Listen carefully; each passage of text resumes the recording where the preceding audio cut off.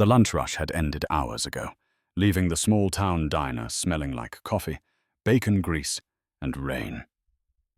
Emily Hart wiped the counter for the 100th time, her hands moving on instinct, while her mind wandered to the overdue rent notice folded in her apron. She didn't see the black Mercedes pull into the gravel parking lot until its headlights reflected off the window. A man stepped out, shaking off his umbrella like he owned the weather. His tailored suit didn't belong in this place of chipped mugs and peeling paint. He was tall, confident, the kind of person who didn't say thank you because he thought the world already owed him. "Afternoon," Emily greeted with her practiced smile as he walked in. "Booth or counter?" He gave her a quick glance, his eyes sweeping over her uniform with mild disgust. "Counter's fine. I'm only here because someone online said this place makes the best stew in the county. I figured I'd test that ridiculous claim myself." Emily bit her tongue. "Stew's our special. My grandmother's recipe." "Charming," he said dryly, sliding onto the stool. "Bring me your finest peasant dish."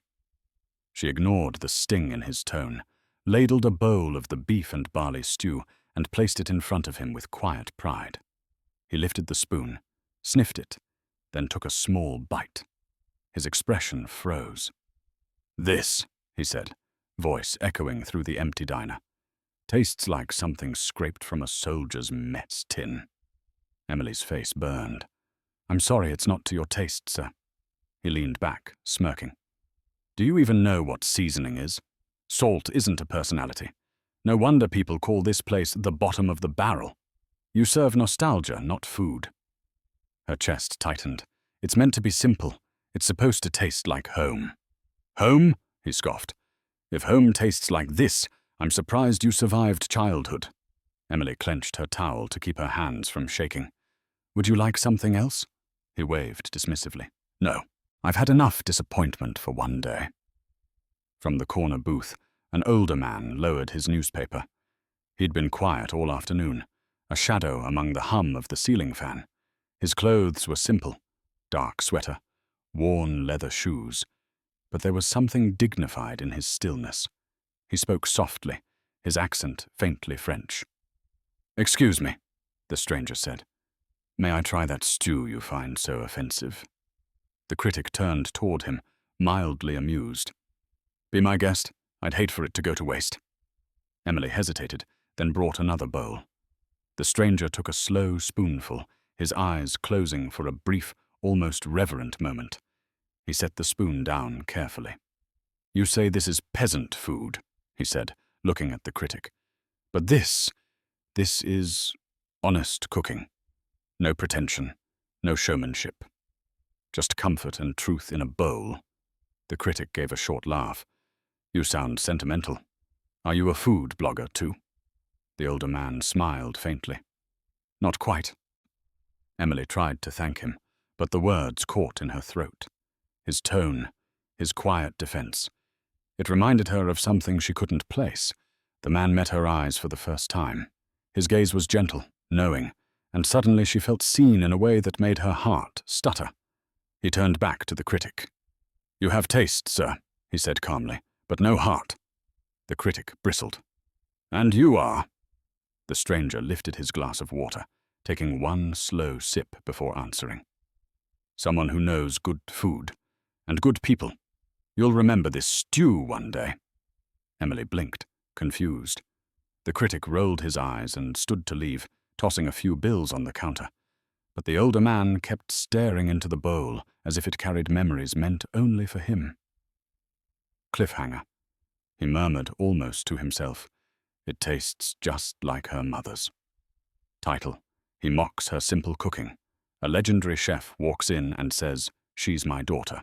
The diner closed at 9, but Emily stayed long after the last car's taillights disappeared into the dark.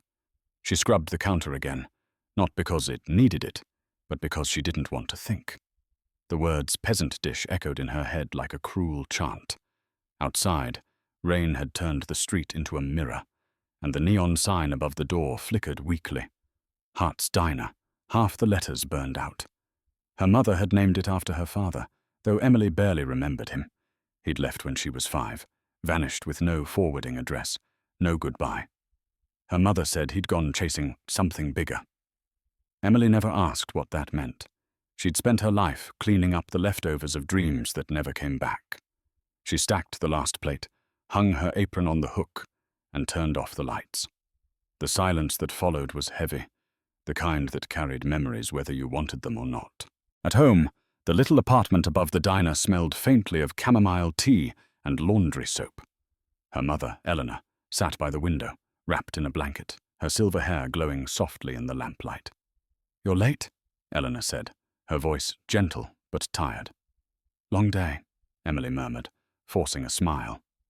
A food critic stopped by. Eleanor's eyes flicked up, alert.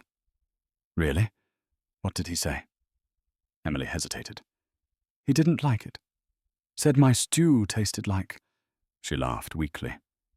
"A soldier's rations." Eleanor's brow furrowed. "Your stew is perfect. You make it just like your grandmother did." Emily shrugged, trying to hide how much it hurt. "Guess perfection doesn't mean much to people like him." Her mother sighed.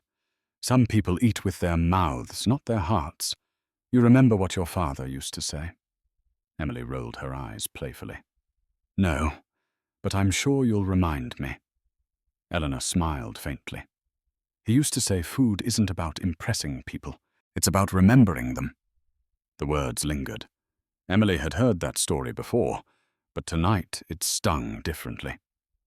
"He said a lot of things," she muttered, turning away. "Didn't stop him from leaving." Eleanor's face softened. He didn't," but Emily cut her off. "Please, Mum. Don't."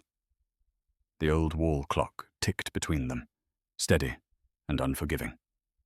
After a moment, Eleanor looked down at her hands, twisting the silver ring she always wore, a simple band with a faint engraving worn smooth by time. Emily poured 2 mugs of tea and joined her by the window. The street below was empty, except for a single car parked across the road, the same black Mercedes from earlier. "That's weird," Emily whispered. "He left hours ago." Eleanor glanced out. "Maybe he forgot something." But the car didn't move. Its headlights stayed off, engine silent. Emily tried to shake the unease crawling up her spine. "Probably just some guy checking his phone," she said, forcing a laugh. Eleanor nodded, though her eyes stayed fixed on the dark shape beyond the glass. They sat in silence, sipping tea. Somewhere in the distance, thunder rolled. Emily felt her eyelids grow heavy, exhaustion pulling her under. "Go to bed, sweetheart," her mother said softly. "I'll lock up." Emily kissed her forehead. "Night, Mum." She went to her room, closing the door halfway. But as she lay down, the sound of tires crunching over gravel drifted through the window. She got up, peeked through the curtain, just in time to see the black Mercedes driving away. On the kitchen table below, under the dim glow of the lamp, something glimmered beside her mother's teacup. A folded newspaper, edges yellowed with age. The photo showed a much younger Eleanor, smiling beside a man in a chef's jacket, his arm around her shoulders. His face was unmistakable. It was the stranger from the diner. Cliffhanger. Emily's breath caught. Her mother whispered in the next room, almost inaudible, "Adrian." The next morning the world didn't end, but for Emily it might as well have. Her phone buzzed non-stop on the counter as she flipped pancakes for the breakfast crowd. The first few notifications she ignored, assuming it was spam. Then she saw it. A video thumbnail showing her diner's neon sign, half-burned-out letters blinking HRT's diner. The caption read, "Food critic destroys small-town cook, calls her stew prison slop." Emily froze, spatula in midair. "Em?" called Travis, the line cook, peeking from the kitchen. "You okay?" She blinked, forcing herself to move. "Yeah, fine." But her chest felt hollow. She pressed play. The shaky phone footage showed Alexander Grant sitting at her counter, his voice dripping with mockery. "They call this a meal? If mediocrity had a flavor, this would be it." Laughter echoed in the background. Some customer had filmed it for clicks. The camera turned to Emily, standing there, face flushed, hands gripping a towel.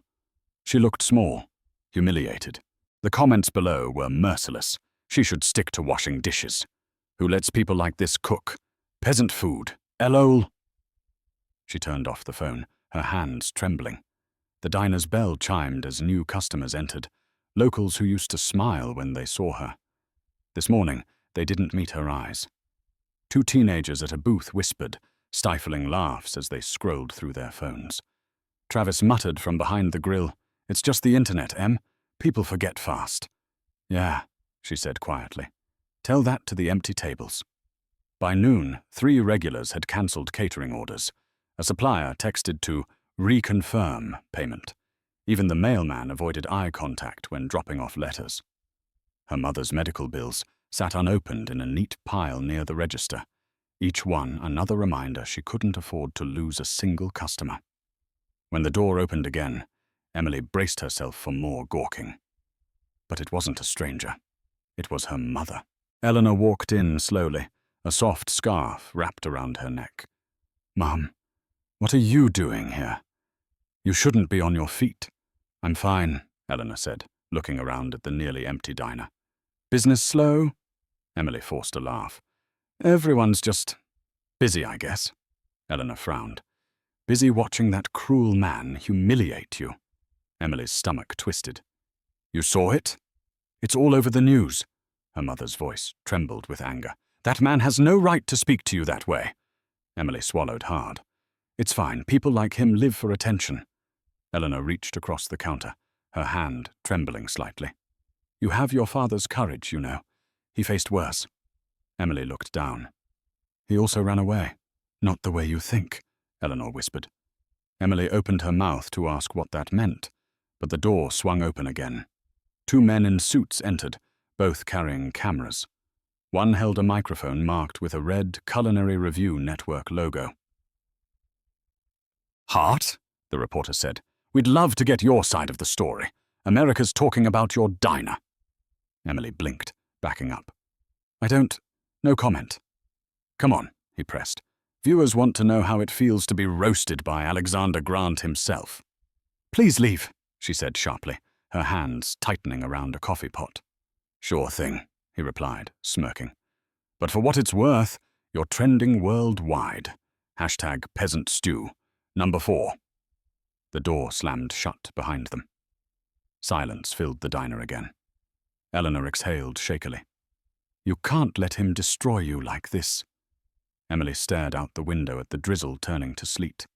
Her reflection looked older, harder. He already did.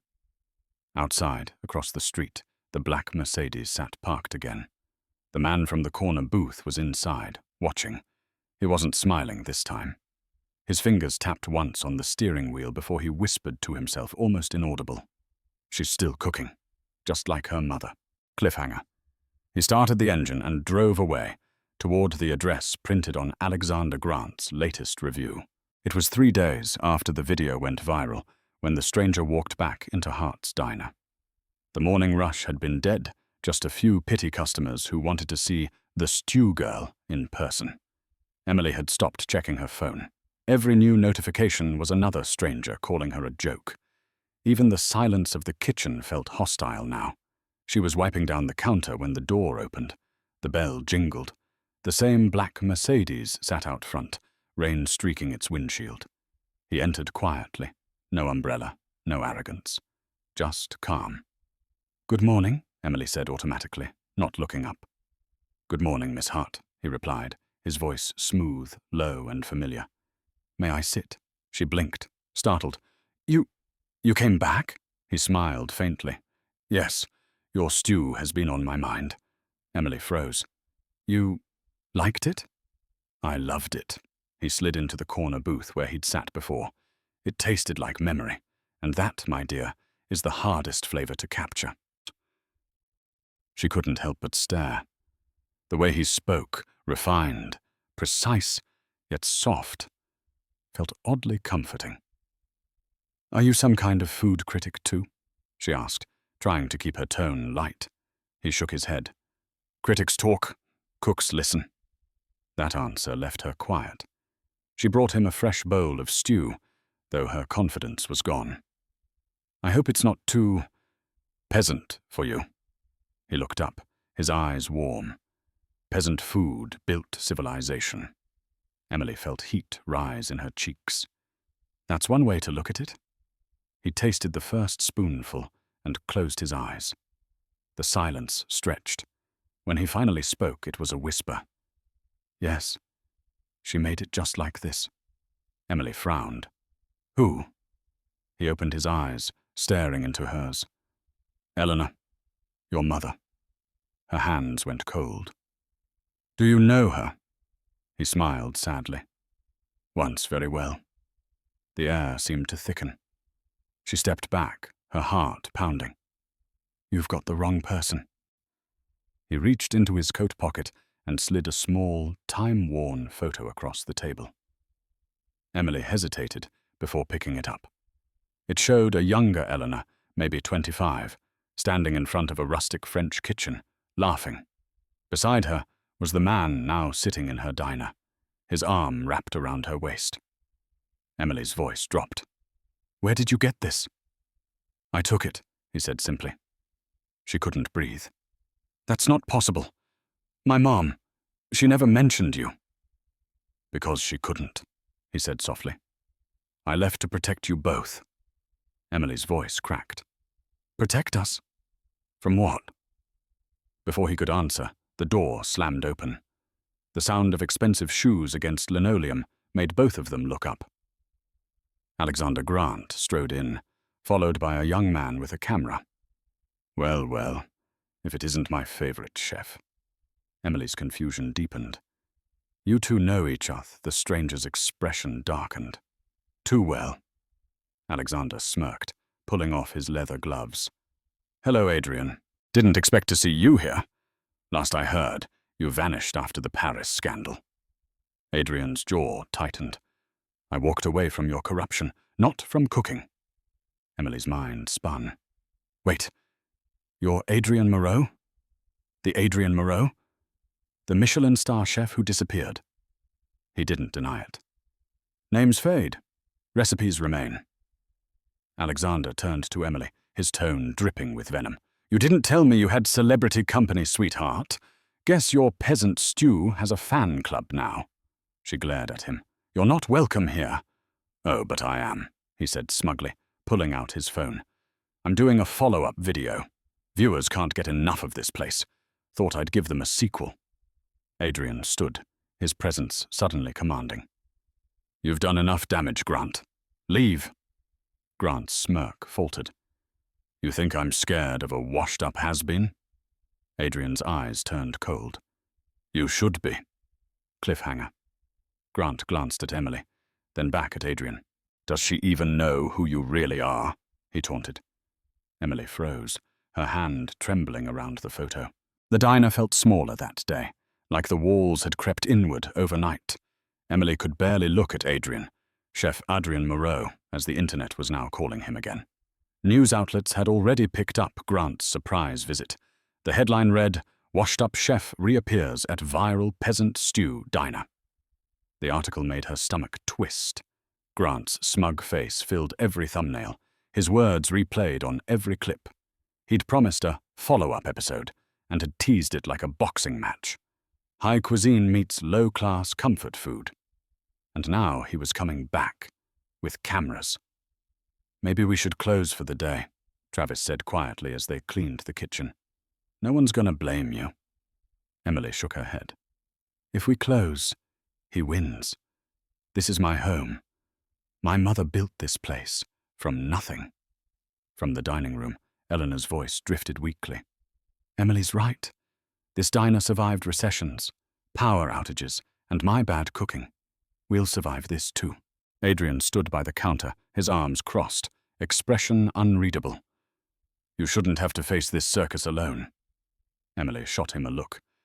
You showing up didn't exactly make it better. His eyes softened. I didn't plan to reveal myself, but when I saw Grant, I couldn't stay silent. Well, now he's using you to humiliate us both, she said bitterly. Before anyone could respond, the bell over the door jingled. A young assistant entered, carrying a clipboard. "Miss Hart, Mr. Grant's production team will be setting up in 30 minutes. He'll be filming a live review." Emily blinked. He didn't even ask permission. The assistant smiled coldly. "You're trending. Permission's implied." She wanted to throw the coffee pot at his head. Instead, she whispered, "Tell your boss he's not welcome." He only smirked. "He said you'd say that." By noon, camera crews filled the diner. Tripods blocked the booths, cables snaked across the floor, and Grant's voice boomed as he gave instructions. "Get her face when she serves it. Audiences love underdog tears." Emily's jaw clenched. "I'm not doing this," she muttered to Adrian. But her mother placed a trembling hand on her arm. "You cook, sweetheart. Let the truth speak for you." Grant clapped his hands loudly. "Places everyone! The world's most tragic cook versus her mentor's ghost. What a reunion." Adrian's eyes flashed. "Careful, Grant." Grant ignored him and turned toward the camera. "Welcome back, food lovers. Today we return to the infamous Hart's Diner, the home of viral mediocrity." Laughter from the crew echoed. Emily felt her throat tighten, but she forced her hands steady as she ladled stew into a bowl. Grant sat at the counter, performing for the lens. Ah yes, the dish that launched 1,000 memes. He took a spoonful, making a show of sniffing it. "Still smells like regret." Emily's heart pounded. Her mother's eyes shone with quiet pride from the corner booth. Adrienne stood like a sentinel near the door. Grant swallowed the bite dramatically, then turned to the camera with a smirk. "Ladies and gentlemen, I regret to inform you," he paused, savoring the suspense. "It's even worse than before." The crew chuckled. The sound hit Emily like glass breaking. Something inside her cracked. She grabbed the spoon and slammed it on the counter, the clang echoing through the diner. "You can mock me all you want," she said, voice trembling, "but don't you dare insult my mother's recipe." Grant looked startled for a moment, then grinned slyly. "Touchy, aren't we? Must run in the family. Your little helper here was the same way." He nodded toward Adrian. "Hot temper, cold food." Adrian's voice cut through the air, low and sharp. "At least I cook with soul, not ego." Grant leaned back, feigning innocence. "Soul doesn't pay the bills, old friend. Fame does." The room buzzed with tension. The camera light blinked red, capturing every word. Cliffhanger. Adrian stepped closer, his voice calm but lethal. "You stole everything from me once, Grant. You won't steal my daughter's dignity too." The entire room went silent. Emily's world stopped. For a long moment, no one moved. The air inside Hart's Diner felt heavy enough to crush bone. The crew stood frozen, cameras still rolling, every lens trained on Adrian Moreau. Emily's mouth opened, but no sound came out. "You're what?" Grant's smirk widened like a wound. "Oh, this is rich," he said, turning toward the nearest camera. "The great Adrian Moreau, culinary legend, master of 1,000 kitchens, suddenly claims a diner waitress as his daughter. What's next, a reunion tour?" Adrian ignored him completely. His eyes were on Emily. Steady, sorrowful. "It's true," he said softly. "I never wanted you to find out this way." The diner erupted into noise. Gasps, murmurs, the hum of cameras zooming in. Emily's hands trembled so violently she had to grip the counter for balance. "You're lying," she whispered. "My father left us. He didn't care. My mom said—" "Your mother," Adrian interrupted gently, "never told you the truth because she thought it would keep you safe." Emily's chest tightened. "Safe from what?" Grant clapped mockingly. "Oh, please, don't start the soap opera. No one's buying it." Adrian turned toward him, his voice suddenly like ice. "You stole my restaurant, my recipes, and my life's work. But you won't twist this." Grant laughed, motioning for the cameraman to keep rolling. "Oh, I'm twisting nothing. In fact, this is perfect. Let's capture it all. The liar, the fool, and his little cook." Adrian's jaw clenched, but he didn't move. Emily couldn't breathe. The noise faded to a dull roar in her ears. Her mother stood shakily from the booth. "Stop filming," Eleanor said, her voice weak but commanding. Grant glanced over, smirking. "And who's going to make me, Grandma?"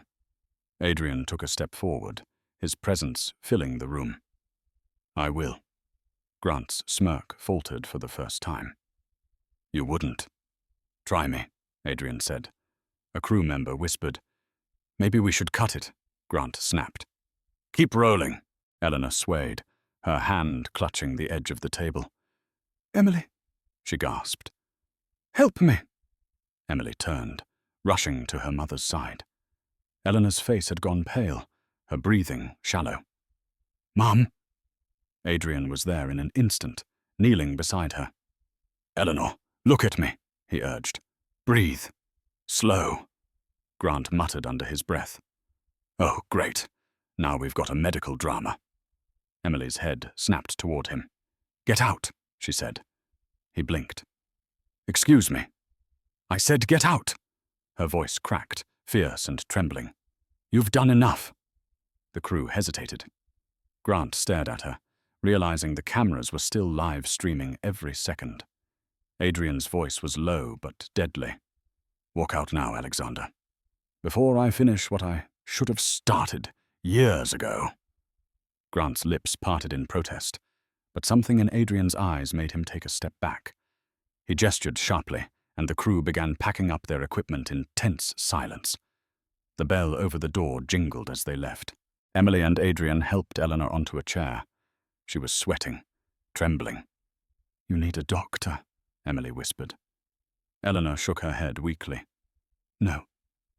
Just listen." "Mom, please." Her mother grabbed her hand. "He's telling the truth," she rasped. "Your father didn't abandon us, Em. He was forced to leave. Grant, he threatened us." Emily froze. "What?" "He wanted Adrian's recipes, his restaurant. When Adrian refused unsourced." "Grant," she coughed violently.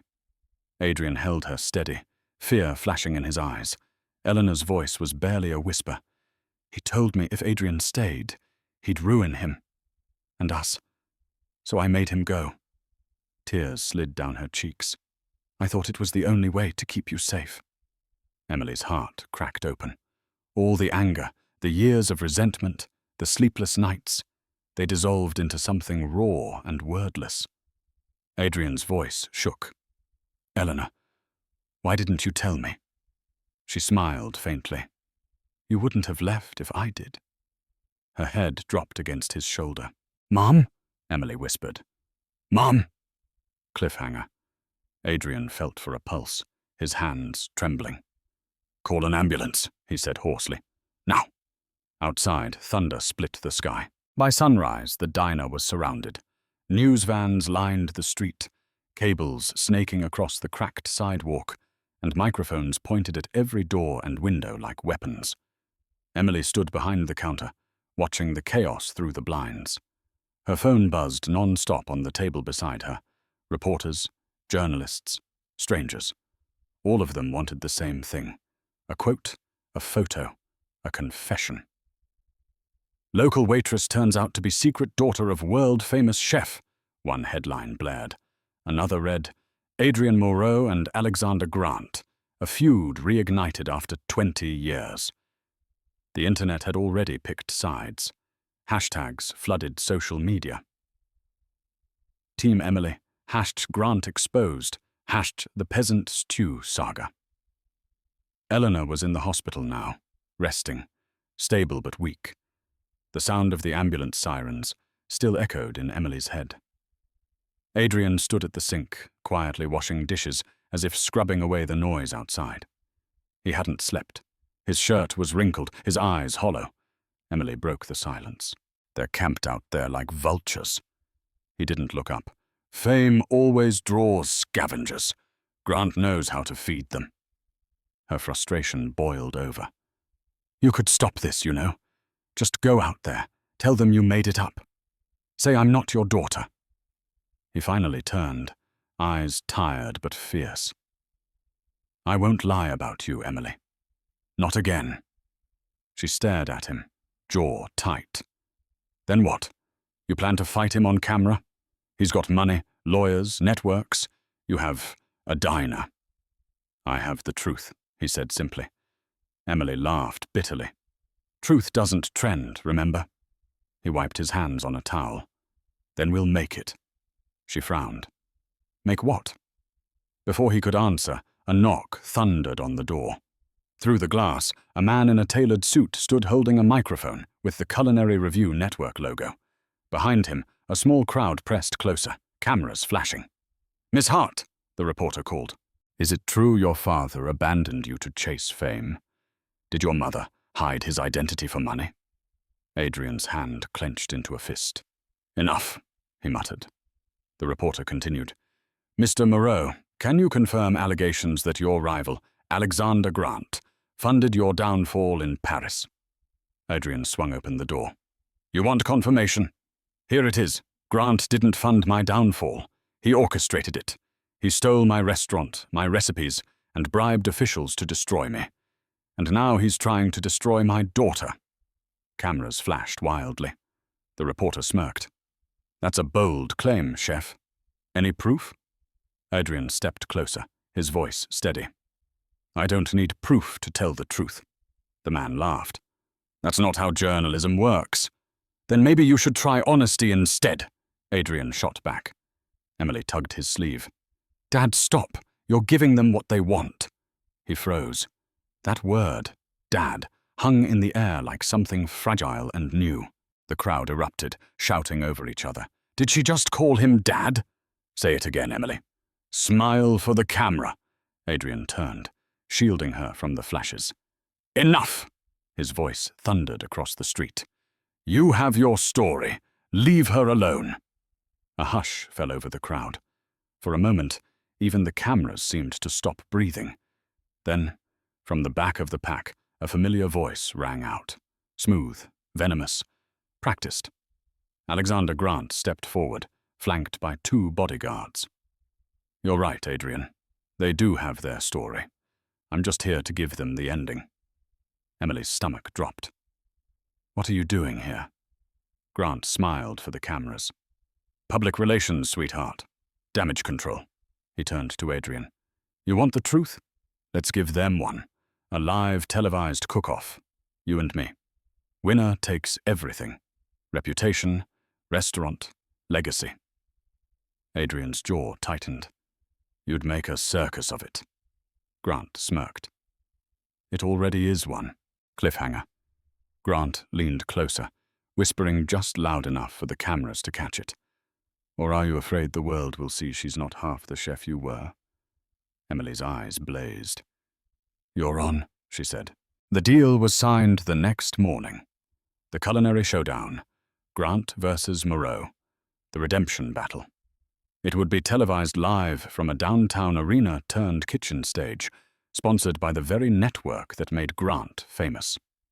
Emily stared at the contract, still half convinced she was dreaming, or trapped in a nightmare. Adrian folded the papers neatly. He thinks it's about pride, he said, but this isn't for me.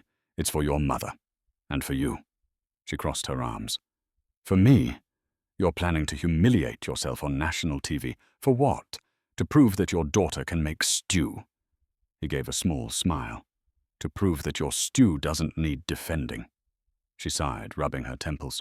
You don't even know what you're signing up for. Grant's got a team, a studio kitchen, all his fancy equipment. Adrian cut in gently. And I've got you. That line should have been comforting. Instead, it terrified her. They started training that same afternoon. The diner's kitchen became a war zone.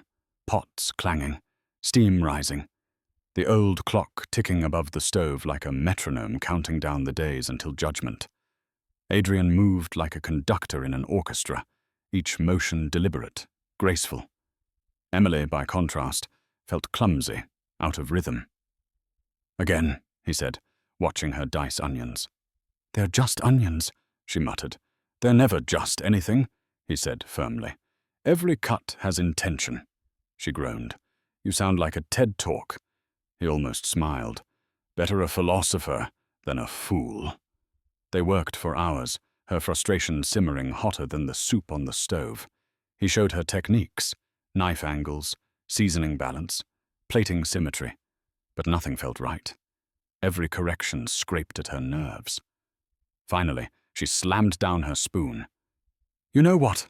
I'm not you. I don't cook like you. I don't want to." Adrian looked at her quietly. "Good. The world already had one of me. It needs you." The words stopped her cold. He wiped his hands on a towel, voice softening. "When I first met your mother, she didn't care about fame. She cooked to make people feel safe. You have that same gift." Emily blinked back, sudden tears. "She said you used to hum when you cooked." Adrian smiled faintly. "Every dish has a rhythm. Even pain has one, if you listen long enough." The tenderness in his tone disarmed her completely. "You're impossible," she whispered. "Oui," he said almost proudly. Hours later, when the last pan was washed and the diner was quiet again, Emily sat at the counter, exhausted. Adrian joined her, sliding over a bowl of soup, their final test for the day. "Taste it," he said. She did. It was warm, layered, deep. Somehow, everything they'd argued about, the frustration, the tears, was inside that flavor. "It's different," she said. "So are you," he replied. The front door creaked open, and Travis peeked in, holding his phone. You might want to see this." He turned the screen toward them. The headline made Emily's stomach drop. "Alexander Grant announces VIP guest judges for The Showdown, World's Top Critics Join Panel." Adrian's face darkened. "He's stacking the deck." Emily frowned. "Can he do that?" "He just did." She looked at him, fear and anger swirling together. "Then we're already doomed." Adrian leaned forward, eyes fierce. "No, we adapt. We survive. That's what cooks do." She swallowed hard. "What if I freeze on camera?" He smiled. "Then I'll burn bright enough for both of us." Cliffhanger. Outside, through the diner's window, a figure stood watching from across the street. Alexander Grant, smirking as rain began to fall. He whispered to his assistant, "Let them train. I've already written the ending." Rain hammered against the hospital window like impatient fingers tapping on glass. Emily sat beside her mother's bed, holding her hand, watching the soft rise and fall of her chest beneath the thin blanket. The machines beeped steadily, too calm for what Emily's heart felt. Eleanor's eyes fluttered open. "You should be resting, sweetheart." Emily shook her head. "I can't. Not while you're here." Her mother smiled weakly. "You sound like your father." The mention of him still made Emily's chest tighten. "Mom," she whispered, "how long have you known he was alive?" Eleanor hesitated, her gaze drifting toward the rain. "Since the day he left." Emily frowned. "That doesn't make sense. You told me he disappeared." "I told you what I had to," Eleanor said softly. "You were 5. You don't remember the night it happened." Emily leaned closer. "Then tell me now." Eleanor took a slow breath, her voice trembling. "Adrian didn't leave by choice." After he refused to sell his restaurant to Alexander Grant, Grant blacklisted him. Sponsors vanished overnight, investors pulled out, and reporters painted him as a fraud. He thought he could fight it. But then the threats started. "What kind of threats?" "Against me," Eleanor said quietly. "And against you." Emily's blood ran cold. "He threatened a child?" "He wanted control," Eleanor whispered. "He told Adrian if he didn't walk away, he'd destroy everything he loved. And your father believed him. So he left, disappeared to protect us. He didn't even tell me where he went." Emily blinked back tears. "You let me hate him my whole life for that." Eleanor's voice broke. "I thought it was easier that way. Safer. If people believed he abandoned us, no one would come looking." Silence hung between them, heavy and suffocating. Finally, Emily whispered, "Mom, Grant's challenging him to a live competition. It's happening next week. Eleanor's eyes widened. He can't. That's exactly what Grant wants. Another public fall. Adrian's pride will ruin him again. Emily shook her head. He's doing it for us. For you. Her mother squeezed her hand, weak but firm. Then promise me something, Emily. Promise me you won't let Grant win, no matter what happens to me. Don't talk like that, Emily said, tears spilling. You're going to be okay. Eleanor smiled faintly. You sound like him again. He used to say that before every disaster. Emily forced a laugh through the ache in her chest. Guess it runs in the family. A knock came at the door. Adrian stepped in quietly, still in his rain-soaked coat. He looked older than she remembered, haunted but determined. Eleanor's eyes softened when she saw him. You shouldn't be here, she whispered. The press will— I don't care, he said gently. I've hidden long enough. He moved closer, taking her other hand. The years between them melted into a fragile peace. I never stopped loving you, Adrian said. I know, she breathed. I just wish I'd had the courage to believe it. They stayed like that for a long moment, hands clasped, eyes saying what words couldn't. Then Adrian turned to Emily. She told you everything, didn't she? Emily nodded slowly. Yeah. Everything. He exhaled. Then you understand why we can't back down. Grant has to be exposed. What he did, to us, to others, can't stay buried. Emily wiped her eyes. Then we fight. Eleanor smiled faintly, her voice barely a whisper. Just promise me one thing. Emily leaned in. Anything. Win with kindness, she said. Don't let him turn your heart bitter. That's how he really wins. Cliffhanger. The heart monitor suddenly spiked, then flatlined into a single, piercing tone. Adrian froze, whispering her name. But Eleanor's hand slipped from his grasp. The sound of the heart monitor's flatline ripped through the room like a scream. Mom! Emily shouted, shaking Eleanor's arm. Mom, please, wake up! Adrian froze for a single, paralyzing second before snapping into motion. Nurse, we need help in here. A team of doctors rushed in, pushing them aside. Emily stumbled back, covering her mouth. She watched through tears as they worked over her mother's fragile body. Compressions, injections, the electric crack of a defibrillator. Clear! The jolt made her mother's body jump off the bed, then fall still again. Clear! Another shock. Nothing. Adrian gripped the doorframe, his knuckles white.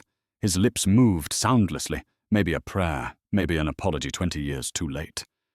Finally, one of the doctors exhaled and shook his head. Time of death, 6:42 a.m. The words hit like a hammer. Emily's knees gave out. Adrian caught her before she hit the floor, his arms trembling around her. No, she whispered, voice cracking. She was fine last night. She smiled at me. I know, he said softly, tears slipping down his face. She always smiled when she wanted to protect you. The world blurred. The beeping stopped. The room was just quiet. Too quiet. Later they sat in the hospital hallway, the fluorescent lights too bright, the floor too clean. Adrian stared straight ahead, hollow. Emily's eyes were red, her voice hoarse. She died thinking about you, she said. Her last words were about not letting Grant win. Adrian's jaw tightened. Then that's exactly what we'll do. Emily turned to him, angry and broken. How? By cooking on a stage? By pretending any of this makes sense?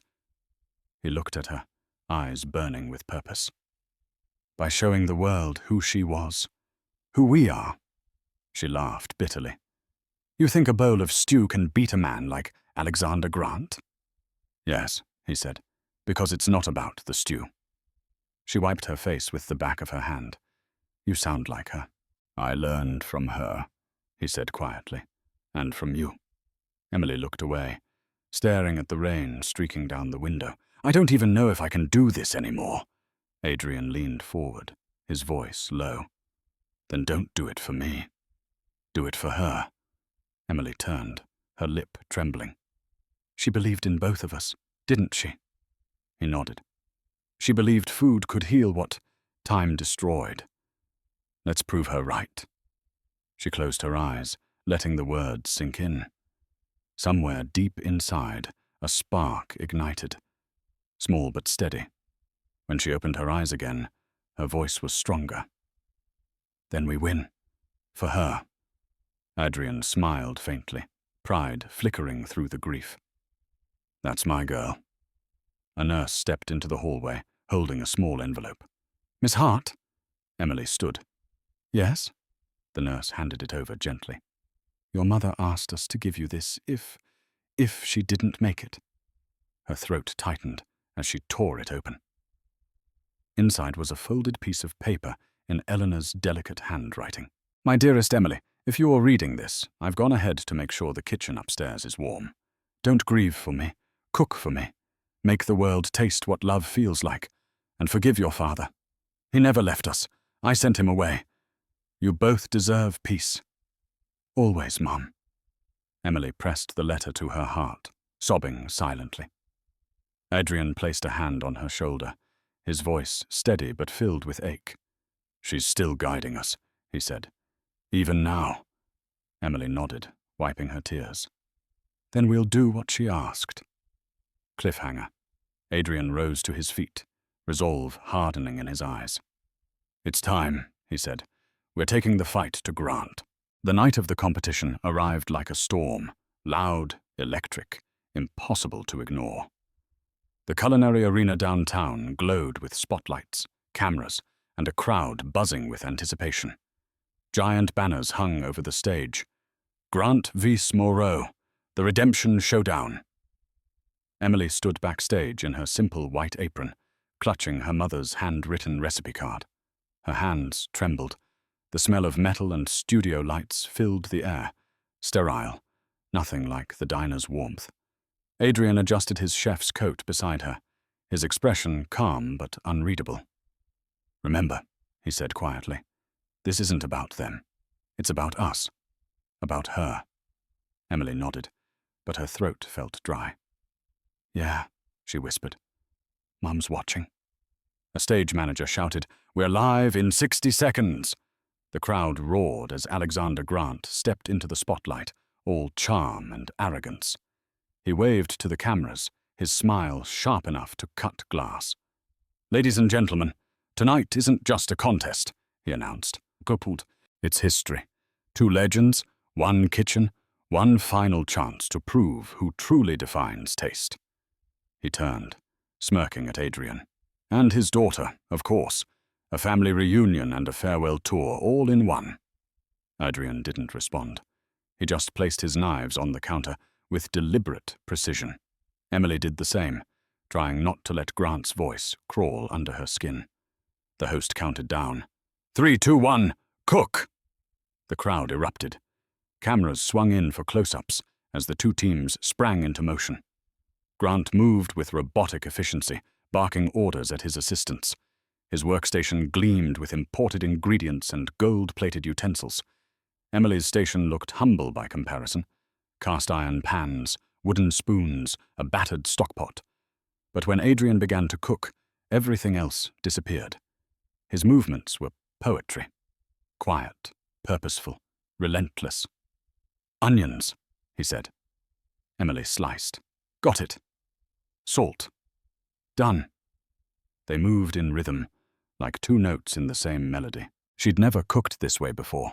Every motion an echo of trust. Grant's voice boomed across the room. Careful, Adrian. Don't let your apprentice burn the nostalgia.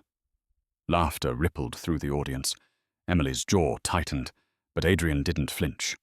Ignore him, he murmured. Let the food speak. Their dish was simple. Her mother's stew, refined but untouched in spirit. Grant, meanwhile, was building a spectacle, flaming pans, truffle foam, camera-friendly theatrics. Halfway through, the host announced, 30 minutes left. Emily stirred the pot, the aroma filling the studio with warmth and something deeper, memory. She tasted it, then froze. It's missing something. Adrian leaned in, took a spoonful and smiled faintly. No, it's perfect. How do you know? Because it tastes like home. The clock hit 0. Time's up. Both teams stepped back. The judges approached, a panel of famous critics, hand-picked by Grant himself. They sampled his dish first, a deconstructed foie gras medley with lavender reduction. Elegant, cold. Then they turned to Emily's bowl. The lead judge hesitated. What's this? Stew, Adrian said simply. A recipe written by my late wife and perfected by my daughter. The judge took a spoonful. His face softened. It's comforting, honest, unexpected. Grant scoffed. Comforting? We're not feeding orphans, we're defining cuisine. But the second judge interrupted. You forget, Mr. Grant, cuisine began with comfort. The audience murmured. Cameras zoomed in on Grant's tight smile. He leaned close to Emily, voice low and venomous. Enjoy the pity votes, sweetheart. They won't last. She glared at him. You sound scared. Grant's grin faltered. Scared of what? Of being forgotten. Cliffhanger. The host stepped forward, holding the results card. And the winner of the culinary showdown is... The lights dimmed. The crowd leaned in. To be announced after a short break. Emily exhaled, unaware that Grant was already plotting his next move. The stage lights dimmed to a golden haze as the host's voice echoed through the arena. We'll be back in 2 minutes, folks. Don't go anywhere. 2 minutes. Just enough time for Alexander Grant to strike. Emily wiped her hands on her apron, heart hammering. The stew sat in front of the judges, steam curling like ghosts. The crowd buzzed with whispers. Adrian's expression stayed calm, but his eyes followed Grant, who had slipped behind the curtain, phone pressed to his ear. She caught a fragment of his voice, sharp, impatient. Yes, now, release it. A chill ran through her. Dad, she whispered, something's wrong. Adrian didn't look away from Grant. Stay close. The host's countdown began again. 5, 4, 3. The lights blazed back on. Cameras rolled. The crowd cheered as Grant strutted back onto the stage, smile gleaming under the heat. The host raised an eyebrow. Everything all right, Mr. Grant? Perfect, Grant said smoothly. Just finalizing some facts for our audience. Emily frowned. Facts? Grant turned toward her with mock sympathy. Oh, didn't Daddy tell you? About Paris? Adrian's jaw tightened. Don't. Grant faced the nearest camera. Before the results, the world deserves to know who they're celebrating. You see, years ago, Adrian Moreau didn't just walk away from fame. He was caught bribing inspectors for Michelin stars. Gasps rippled through the crowd. The judges looked stunned. The host stammered, Mr. Grant, are you suggesting... I'm not suggesting, Grant said, pulling out his phone. I'm showing proof. He held up the screen, displaying an old document stamped confidential. The audience went silent. Adrian's voice was calm, but his face had gone pale. That's a forgery. You made that up 2 decades ago to destroy me. Grant shrugged. Believe what you want, but the internet's faster than the truth. Emily stepped forward, fury shaking her voice. You're lying! Grant smirked. Sweetheart, I don't lie. I mark it. The crowd began murmuring, tension thick as smoke. The judges exchanged uneasy glances. Adrian took a slow breath. You really haven't changed. You'd rather poison the air than lose. Grant leaned closer, whispering just loud enough for the microphones to catch. And you'd rather hide behind a daughter you abandoned. The words hit like a slap. Emily's throat burned. Adrian didn't respond. Instead, he picked up a spoon, scooped a bit of his stew, and handed it to the nearest judge. Taste it again, he said quietly. Taste it, and tell me if a man without integrity could make this. The judge hesitated. then took a bite. His eyes widened slightly. This is extraordinary. Adrian nodded once. That's all I need to say. The audience hushed. Grant's smug expression faltered. Emily's voice trembled, but steady. My father's not perfect, but he taught me that food isn't about power, it's about people. And people can't be bought. Applause started, soft at first, then growing louder. The crowd began chanting her name. Emily! Emily! Grant's smile cracked. He turned to the judges, desperate. You can't seriously be swayed by emotional theatre. But the judges were already whispering among themselves. One of them stood and handed a slip of paper to the host. The host cleared his throat. Ladies and gentlemen, we have the results. Emily grabbed her father's hand under the counter. He squeezed back once. Steady, sure. And the winner of the culinary showdown. The host paused as the lights dimmed, cameras zooming in. By unanimous decision, Grant leaned forward, his smirk returning. Go ahead, say it. Cliffhanger. The host smiled. Adrian and Emily Moreau, for the dish that reminded the world what real food tastes like. The crowd exploded, just as Grant's phone buzzed with a message that drained the color from his face. The roar of the crowd was deafening. Confetti rained from above as the host shouted the winners' names again. Adrian and Emily Moreau! For a second, Emily couldn't move. The noise, the lights, the disbelief.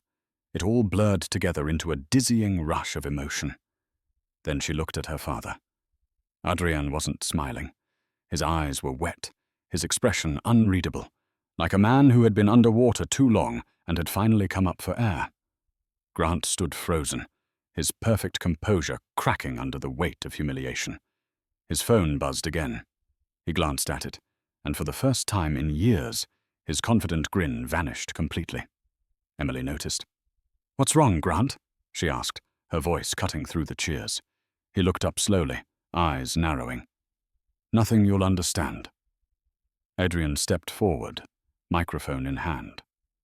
This victory isn't about revenge, he said, his voice steady but strong. It's about redemption. For every cook who was told their food was too simple, too plain, too honest. Real cooking comes from the heart. The audience applauded louder. Emily turned to the judges, who nodded approvingly. Grant, meanwhile, slipped his phone into his pocket and forced a strained smile. The host clapped Adrian on the back. A beautiful message from a beautiful father-daughter team. Chef Grant, any words before we close?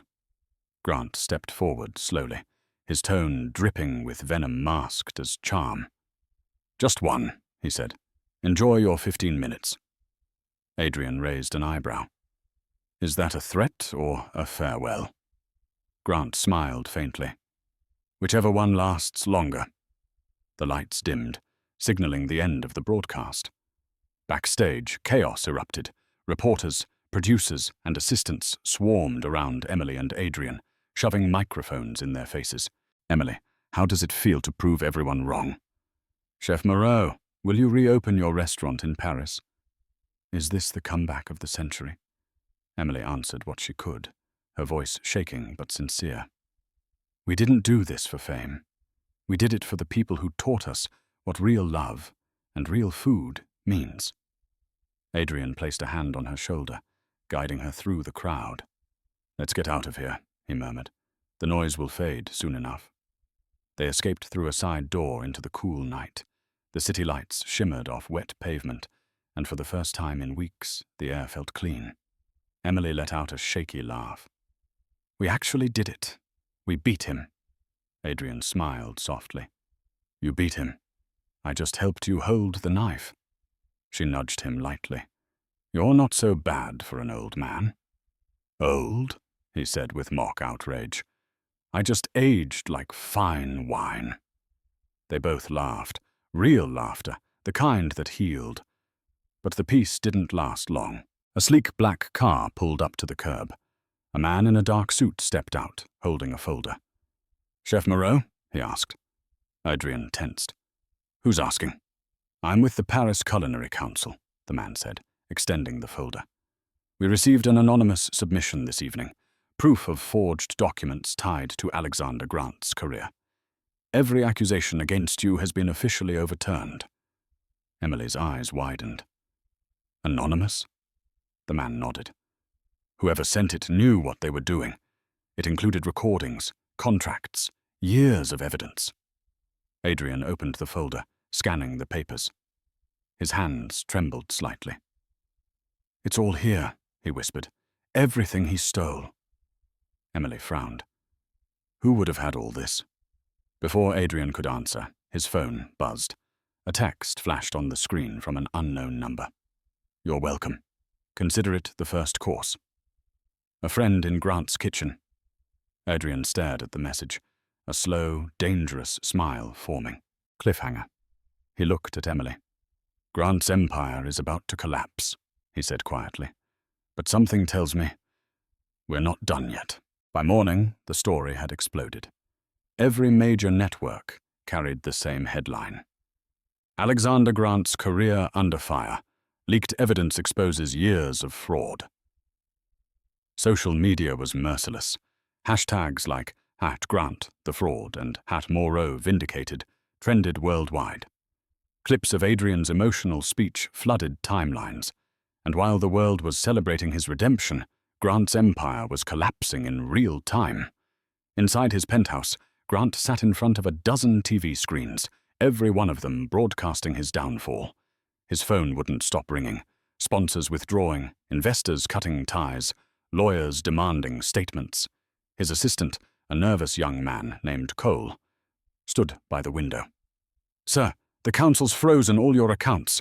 They're investigating everything, your TV contracts, the brand deals, even your restaurant licenses. Grant's voice was low, dangerous. Who sent those files? No idea, Cole stammered. They came from an encrypted address in Paris. Grant slammed his fist against the table. Paris, of course. He glared at the photo on the nearest monitor. Adrian and Emily smiling on stage. He wants to take everything from me. Again.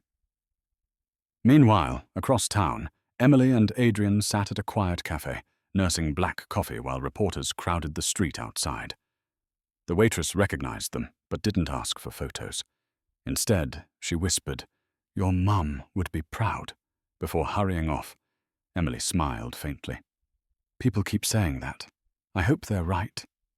Adrian sipped his coffee, watching the steam rise. She is. I can feel her. Emily looked at him. You think Grant will fight back? Adrian's expression darkened. He's too vain to disappear quietly. Men like him don't accept consequences. They rewrite them. He was right. That afternoon, Grant held a press conference in his restaurant, the Gilded Fork. Cameras filled the room. Reporters packed shoulder to shoulder. His once golden smile was gone, replaced by something colder, more calculating. Good evening, he began smoothly. There's been a lot of noise lately.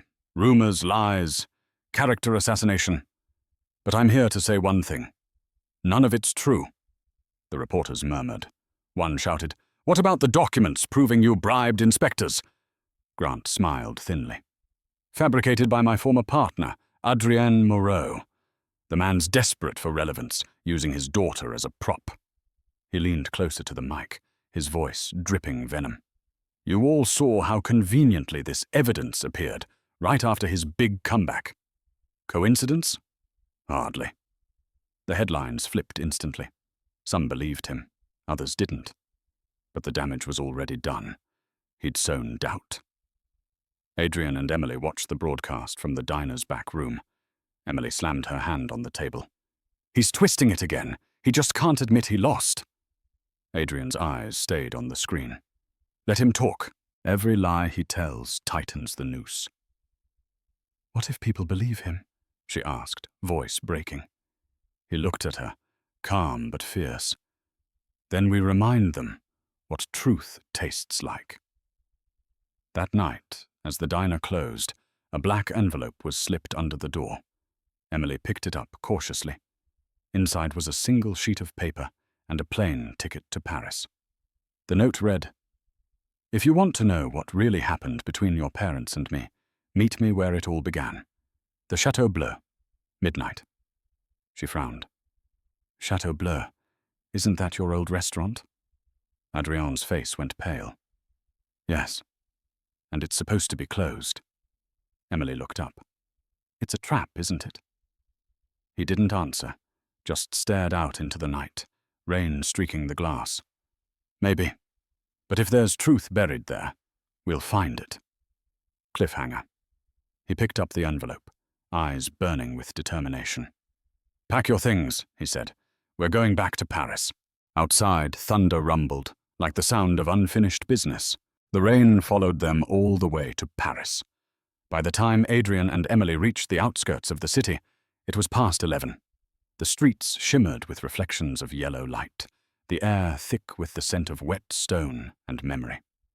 The taxi stopped at the gates of Le Chateau Bleu, once the most celebrated restaurant in France, now abandoned and silent. The iron gates creaked open. The blue sign above the entrance faded, but still proud. Emily looked up at the building. So this is where it all began. Adrian nodded slowly. Where it began, and where it ended. They stepped inside. The dining room was a ruin of its former self, dust-covered tables, shattered chandeliers, and the faint smell of mildew beneath the ghost of truffles and wine. Adrian walked ahead, running his hand along the cracked marble bar. "I built this place from nothing," he murmured. "Every tile, every spoon, chosen by hand. And his voice caught. He stole it all." Emily followed quietly, her footsteps echoing. "Grant?" He nodded. "He was my protege. I taught him everything. But ambition is a poison. It makes men forget who they are." Lightning flashed outside, momentarily illuminating the grand staircase. At the top stood a shadowed figure. "Welcome home, chef," a voice said. Emily froze.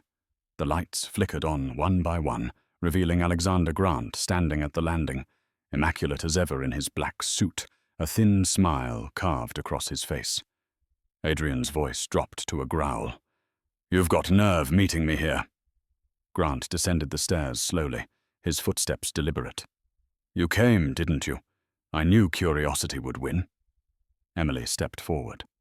"Why bring us here?" Grant looked at her, his tone dripping with false pity. "Because you deserve to know the truth your father won't tell." Adrian's hand shot up. "Don't." Grant ignored him. "Ask him, Emily. Ask your dear father how he really lost this place." Emily turned to Adrian, confusion flickering in her eyes. "He said you framed him." Grant chuckled. "Framed? No, he signed it away himself in exchange for silence." Adrian's face hardened. "You're lying," Grant smirked. "Am I? Tell her about the inspector's death, Adrian. About the deal you made." Emily blinked. "What is he talking about?" Adrian's breath caught. "The inspector's death wasn't my fault. He had a heart attack during an inspection, and Grant, he made it look like I paid him off." Grant clapped mockingly. "And the documents prove it. Your signature's still on them." Adrian's fists clenched. "Because you forged them. You blackmailed me. Threatened my wife." Grant stepped closer, lowering his voice. "You could have fought, but you didn't. You walked away, coward." Emily's voice cracked. "Stop it." Grant looked at her, eyes gleaming. "He abandoned you to protect himself. That's the truth." Adrian took a step forward, his voice trembling with rage. "The truth is, I would have died to protect her. And your mother knew that." Grant smirked, glancing at the clock on the wall. "We'll see if she still believes that. From wherever she is." Emily's heart pounded. "You're disgusting." "Maybe," Grant said, straightening his jacket. "But at least I don't hide behind family fairy tales." Adrian took another step forward. "You came here for a confession. You're not getting one." Grant's smile darkened. "No, I came here to end this. For good." Cliffhanger.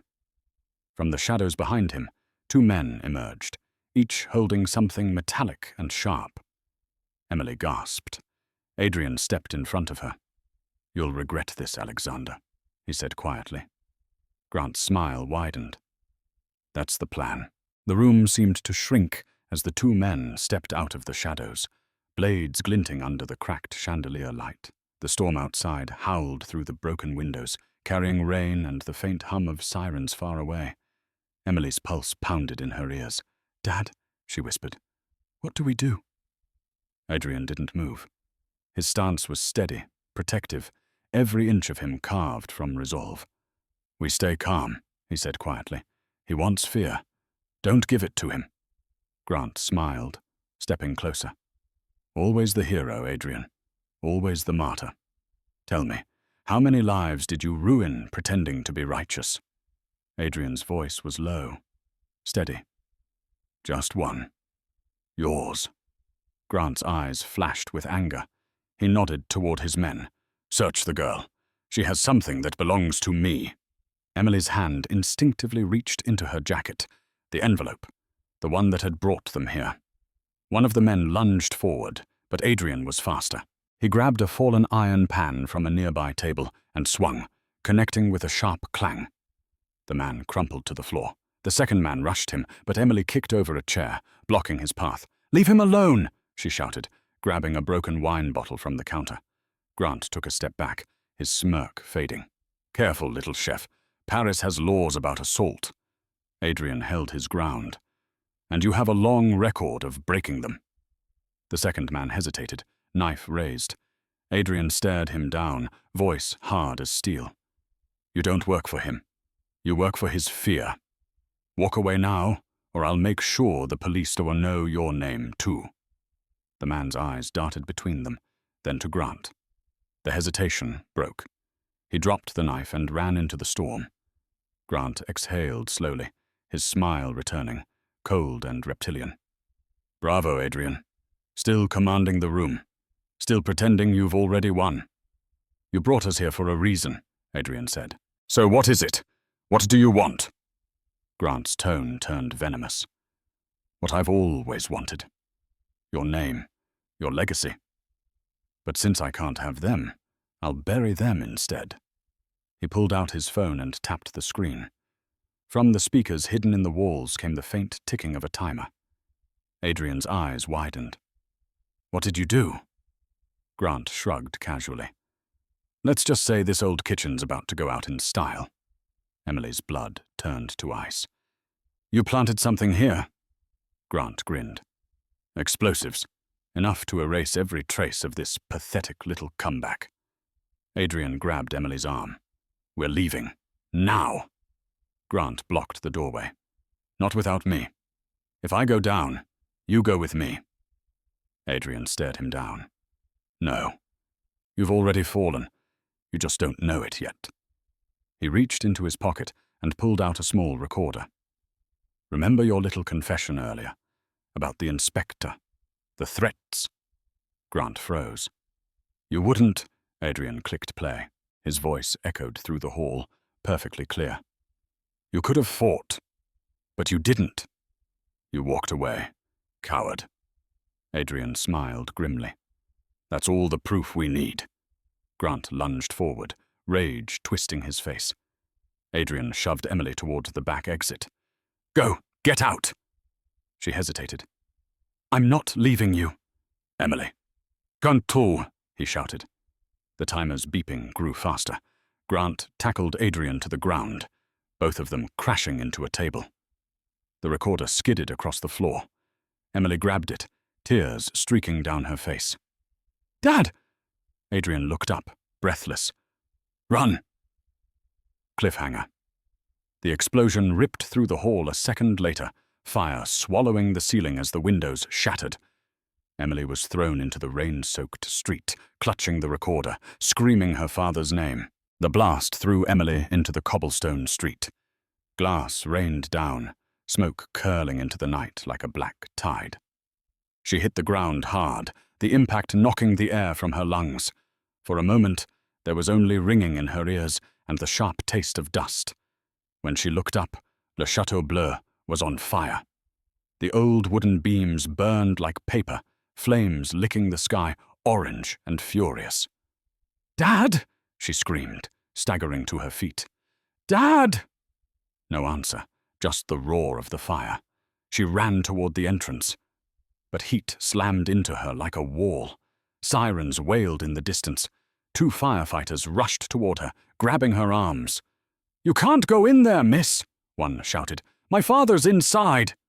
"We'll get him," the other promised, pulling her back as she fought to break free. Smoke billowed from the shattered windows. She could see the faint outline of the dining hall collapsing, pieces of ceiling falling like ash. And then, movement. A figure stumbled through the doorway, coughing, covered in soot. For one heart-stopping second, she thought it was Adrian. It wasn't. It was Alexander Grant. He fell to his knees on the pavement, coughing violently. His expensive suit was burned and torn. He looked dazed, almost human for once. Emily froze, torn between rage and disbelief. "Where is he?" she shouted, grabbing his collar. "Where's my father?" Grant's eyes were wide, wild with shock. He stayed behind. Her stomach dropped. "What?"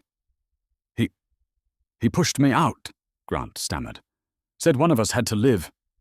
Emily's grip tightened. "You're lying." Grant coughed again, shaking his head. "He saved me. Damn fool." Flames crackled louder. Firefighters surged past them with hoses and axes, yelling orders in French. Emily tried to run toward the door again, but the firefighter held her back. "You'll die in there," he shouted. "I don't care," she screamed. "He's my father." The man's eyes softened, but he didn't let go. "You can't save him. Let us try." Minutes stretched like hours. Emily stood trembling in the rain as water hissed against the fire. She clutched the small recorder, the only thing left from inside. Her mother's letter was still in her pocket, damp but unburned. Finally, a firefighter approached, helmet under his arm. His face said everything before his words did. "I'm sorry," he said quietly. "We found no one alive inside." Emily shook her head. No, he's not gone. He can't be." Grant sat on the curb nearby, staring blankly at the flames. "He saved my life," he muttered, voice hollow. "After everything I did to him." Emily turned on him, her grief boiling into fury. "Don't you dare talk about him. You don't get to feel sorry."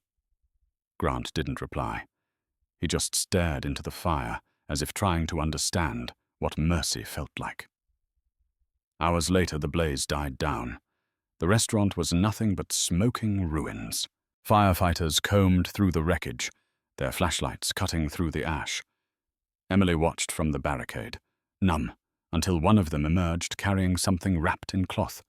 A silver bracelet, engraved with the initials AM. Her knees gave out. The world blurred around her. Grant stood, his voice trembling. "He was a better man than I ever was." Emily glared at him through tears. "Then prove it. Tell the truth." Grant met her eyes. For the first time, he didn't smirk. He nodded slowly. "Tomorrow morning," he said, "the world will know everything." Cliffhanger.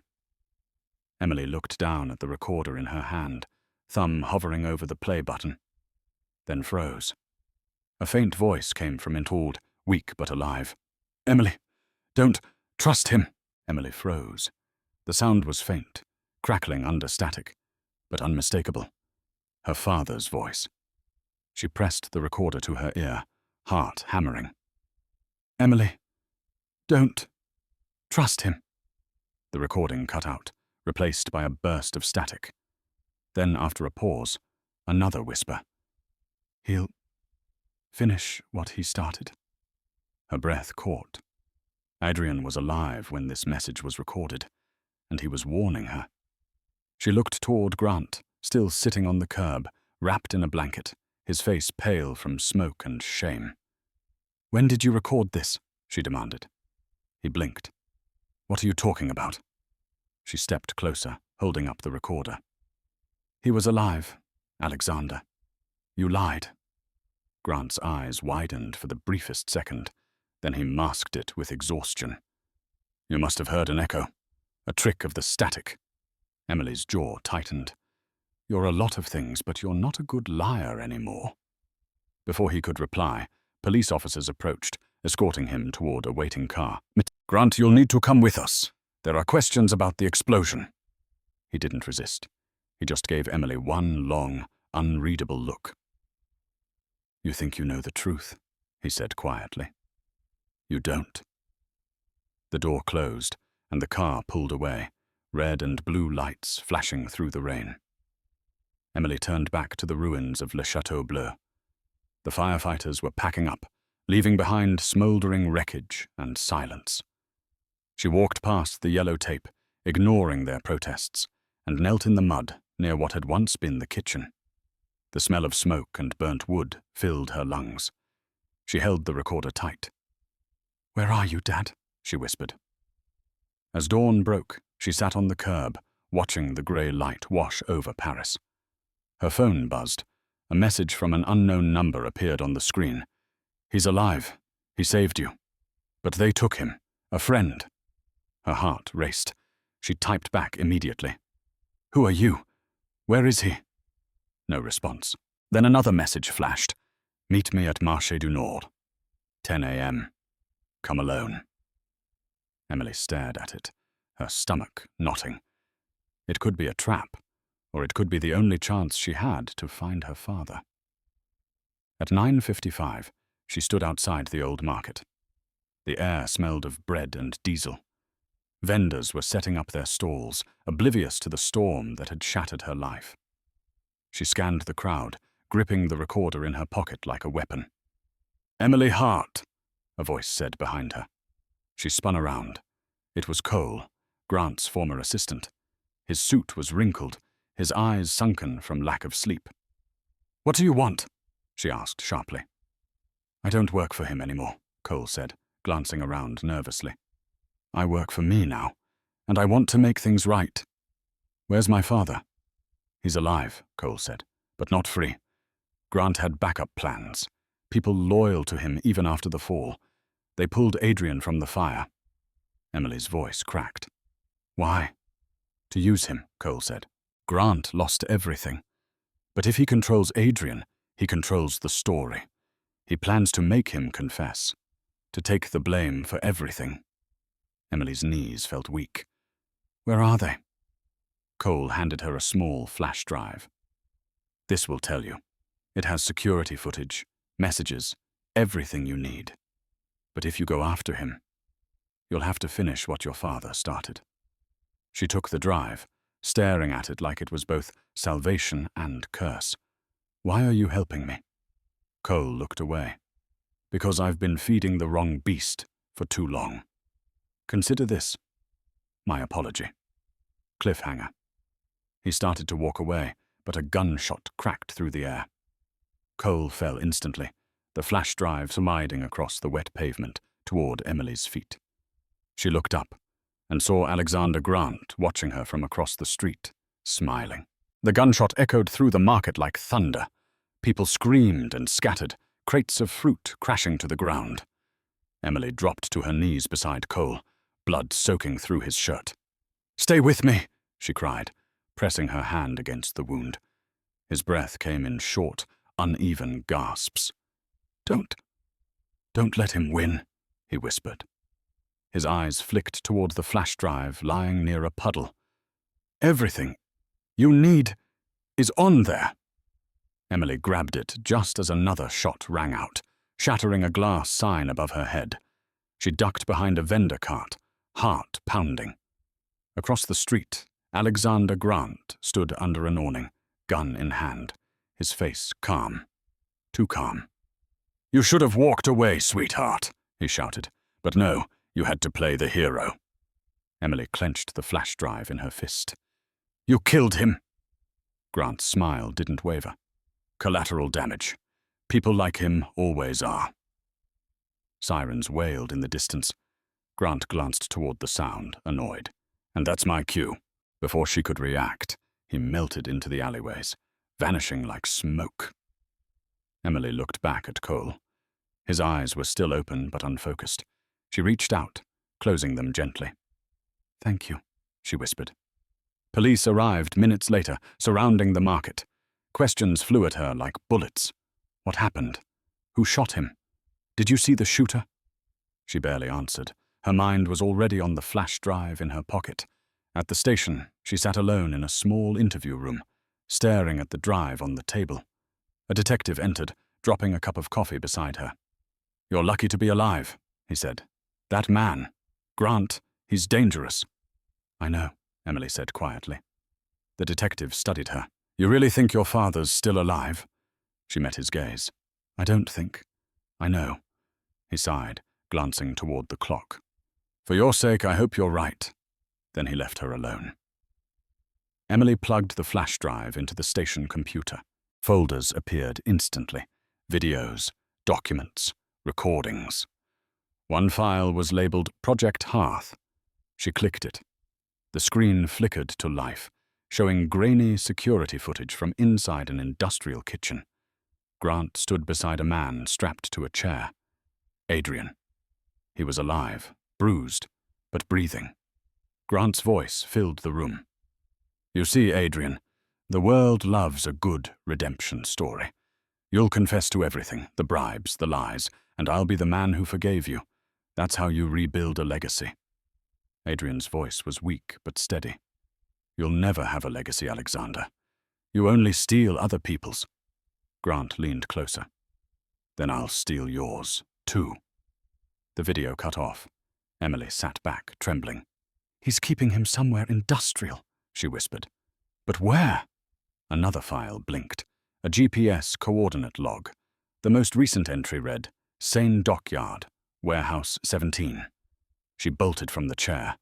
The detective shouted after her, but she didn't stop. Within minutes, she was behind the wheel of a borrowed car, tires hissing on the wet road. The city blurred past. Bridges, lights, memories. When she reached the docks, it was nearly midnight again. The warehouse loomed ahead, half hidden by fog. She parked the car and slipped inside through a side door. The air smelled of oil and seawater. Chains clinked softly somewhere in the dark. Then, footsteps. "Emily," a voice said. Her breath hitched. "Dad?" Adrian stepped into the dim light, alive but battered, his clothes torn, wrists bruised. "You shouldn't be here," he whispered. She ran to him, throwing her arms around him. "I thought you were gone." He held her close, voice trembling. "I almost was." Before she could reply, another voice echoed from the shadows, smooth, mocking, unmistakable. "Touching reunion," Grant said, stepping into view, gun raised. "But this time, there's no audience, and no second chances." Cliffhanger.